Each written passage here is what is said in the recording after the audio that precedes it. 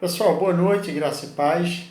Vamos fazer aqui o encerramento, desse processo histórico dentro do contexto dos livros históricos e conforme combinei com vocês, hoje estaria falando um pouquinho desse período interbíblico, logo ali após o cativeiro dos dois reinos, Reino do Norte e Reino do Sul. Reino do Norte que tinha Samaria como principal capital e Reino do Sul que tinha Judá como sua principal capital. E aí temos o retorno à terra da promessa pelos judeus exilados na Babilônia, ou seja, considere que esse exílio é justamente o reino de Judá, tá bom? E não o reino de Israel norte, mas o reino de Judá sul, que tinha como capital justamente Jerusalém, sua capital, que era conhecido como a capital da fé pelos judeus. E aí você vai ver esse grupo que retorna cerca de 536, 537 ali, antes de Cristo, ou seja, mais ou menos 69 anos depois do seu cativeiro, ali beirando os 70 anos, após o cumprimento da profecia dos profetas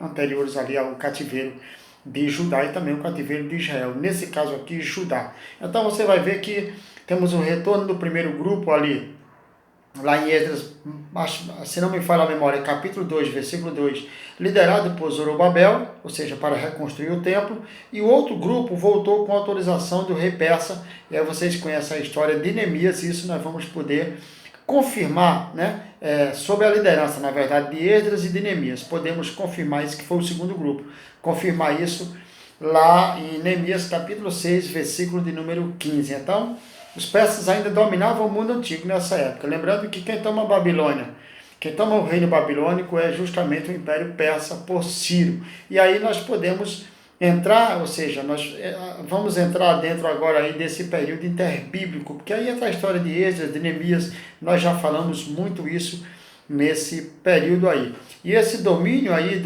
desse império, ele vai durar aí mais ou menos do Império Persa, ele vai durar cerca de 200 anos, até o ano mais ou menos aí 331, 332 antes de Cristo.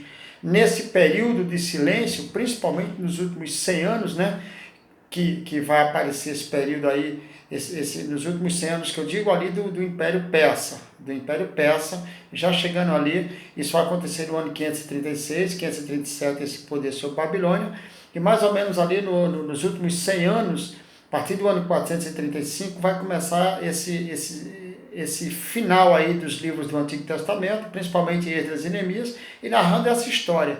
Aí vai entrar justamente esse domínio total do Império Grego, que é no ano 331. E a partir desse domínio do Império Grego, é que nós vamos ver aí muita coisa acontecendo dentro da história desse silêncio de Deus, que na verdade, eu repito, não teve voz profética, mas teve esse silêncio de Deus, mas teve Deus agindo na história, melhor dizendo, neste silêncio. A voz profética não existia, mas Deus estava trabalhando aí. E aí, nesse período de silêncio também, é importante lembrar que num período aí comandado pelos Macabeus, que nós vamos falar um pouquinho logo mais aí, em alguns minutos, justamente vai surgir, dentro desses últimos anos ali do período dos Macabeus, que é o que vai ser dominante ali no período de 168 até o ano 64 a.C., 168 a.C. até o ano 64 a.C., vai surgir grandes grupos que são conhecidos aí por nós todos, que são fariseus, saduceus, essênios, herodianos, zelotes, que eram partidos religiosos hebraicos e instituições do judaísmo, tais como Sinédrio e etc. Isso tudo vai surgir nesse período aí, na partir do domínio dos Macabeus até a chegada do Império Romano ali. Tudo isso vai acontecer.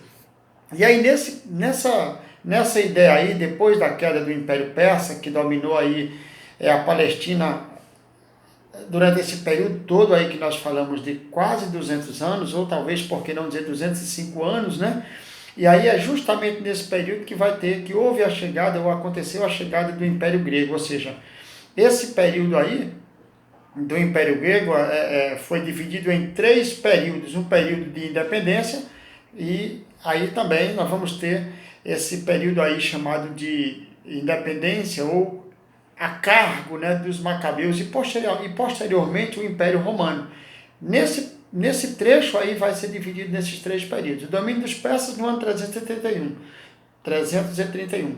Depois vai vir esse domínio, esse período de independência que fica a cargo dos Macabeus, e posteriormente vai vir, né, o Império Romano, que dominava a Palestina ali no tempo de Jesus. Então, esse Império Grego vai surgir aí, como eu lhe falei, no ano 331 a.C., até a revolta dos Macabeus. Ele vai dominar até o ano 167 a.C. Ou seja, aí você vai ter o período de Alexandre, né, que é conhecido como Grande, do ano 335 até o ano 323, é mais ou menos esse período aí, e aí depois você vai ter o período dos Ptolomeus, que é 323 até o ano 198, e depois você vai ter o período, né, dos Seleucidas, que vai ser cerca de 198 até o ano 166 ou 167, quando entra aí o domínio dos Macabeus. E é nesse período aí, justamente nesse período aí dos Macabeus, que nós vamos ter justamente esse chamado de o período da independência, né, que vai de 166 até o 167,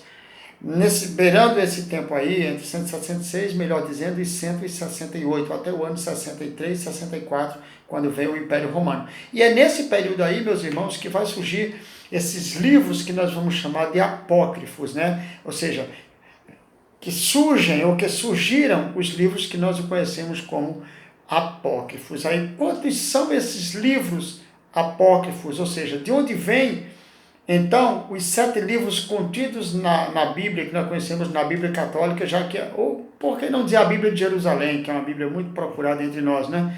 Então você vai ver que nesse período aí, desses últimos 200 anos da história, desse período interbíblico, vai justamente surgir esses livros, esses 7 livros, né, que são chamados de livros apócrifos. E além desses 7, há também acréscimos aos livros de Esther, tá bom? Esdras e também Daniel. Esses livros aí vão sofrer alguns acréscimos também. Então, os apócrifos não foram justamente, eles eram chamados de apócrifos porque não tinha inspiração. Então você vai ver Tobias, né, que é um dos principais livros apócrifos e conhecido na história, bem conhecido e relatado por todas as Bíblias, né, do segmento católico. É a história de um judeu piedoso que estava ali entre os cativos do Reino do Norte, que sofre perseguições. É mais ou menos isso. Judite, né, ficção, que conta a história de uma corajosa jovem, inclusive boa, a história é boa, tá? Judia e seu ato de bravura contra um general assírio que ameaçava seu povo. Ele vai tratar essa ideia aí. Baruque, e aí vem o terceiro livro, que é Baruque, que é uma epístola do amigo do profeta, Jeremias aos exilados em Babilônia, segundo o pensamento da tradição, entenda, contendo confissões, lamentos e mensagens de esperança. E o outro é eclesiástico, né, que são conselhos sábios para a vida, de autoria de Jesus Ben Sirac, o nome do autor do livro, um palestino que viveu em Jerusalém por volta ali do ano mais ou menos 180, 185, né, nesse período aí, justamente beirando ali o último período do domínio do Império Grego, até chegar ao domínio do Império dos Macabeus ali sobre a Palestina.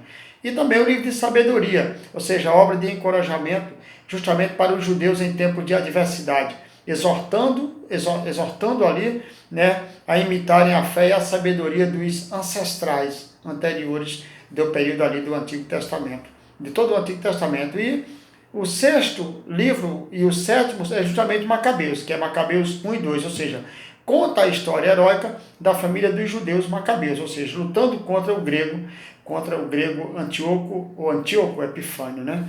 E termina aí esse conjunto de livros que formam justamente esse grupo de 7 livros, esse conjunto de 7 livros, ou 6 que compõem os livros apócrifos. 7 porque Macabeus 1 e 2, 6 porque o livro dos Macabeus, considerando um só, e é dessas obras literárias, né? E aí fecha esse período interbíblico, e é bom lembrar que no ano de 63 o Império Romano domina tudo e vai ser muito forte até o ano 135 da história, mas nesse período vai surgir esses grupos, né? Principalmente na ideia dos Macabeus aí que eu mandei para vocês, que eu falei para vocês no começo do vídeo. Então, é só finalizando aí esse trecho. Deus abençoe vocês, Deus guarde e proteja em nome de Jesus. E quero dizer que foi um privilégio, um prazer muito grande estar com vocês, com essa turma muito especial, que eu, inclusive, amei muito. Deus abençoe em nome de Jesus.